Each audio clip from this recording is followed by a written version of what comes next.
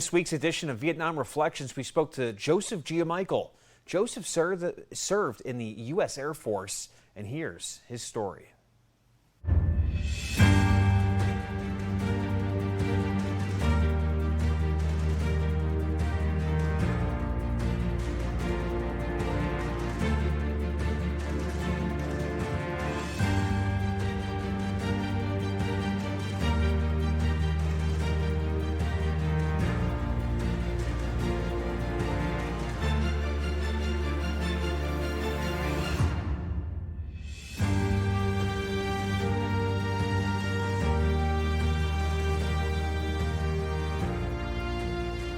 When I was in high school, my senior year, Vietnam was just beginning to make the news, and I followed it every day, and I really got the feeling, this is what I want to do. I want to go over, do my duty, and my father was opposed to it. He was a World War II vet. He didn't want to see me going through everything they went through. And he wanted me to get a college degree.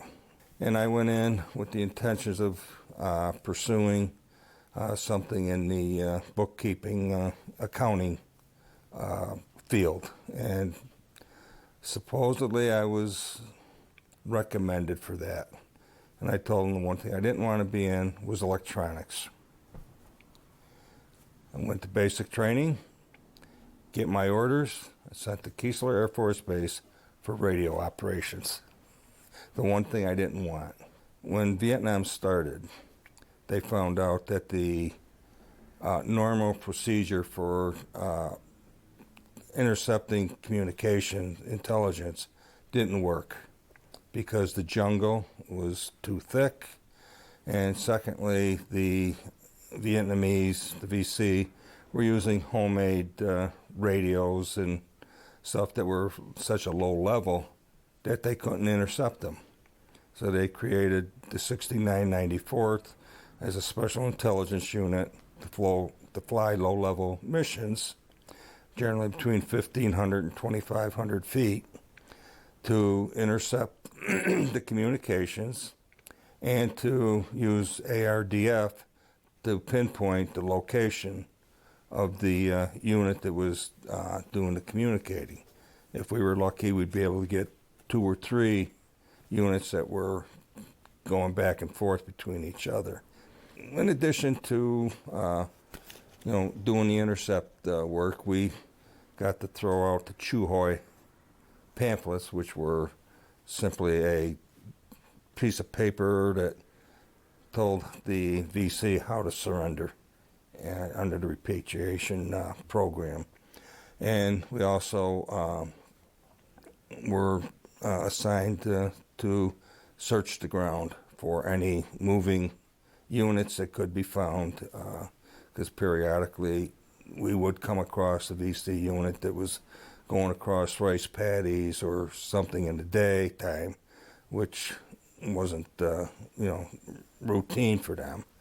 And once we did, we notified the ground and they would take the action from there. When we flew, we were basically unarmed. They gave us a .38 caliber World War II Colt revolver and 6 rounds of ammunition. That was it. So we earned the motto of alone, unarmed, and unafraid. That was the unit's motto. At night, when you flew, you saw every tracer that came up with the plane, you name it. If it came up, you saw it, and you just had to hope it didn't catch you. We became the most highly decorated unit of the Air Force in history. And that was saying something because we were only in operation from 1966 to 1972. And what makes you proud to be a Vietnam veteran today? Well, I look at it this way. The country needed us. I joined, and I was very happy that I wasn't like all the protesters. They wanted everything this country could give them, but didn't want to give anything in return. And I felt that I'm getting everything I can from the country, I'll do my part. And we'd like to thank Mr. Giammichele for his service. He tells us members of his unit get together for a reunion each year. Back in 2017, the unit held its reunion here in the Southern Tier, where they were commemorated with a highway sign dedicated to the 6994th Security Squadron. You may have driven by it, actually. It's located on Interstate 86 in between exits 54 and 56 in either direction.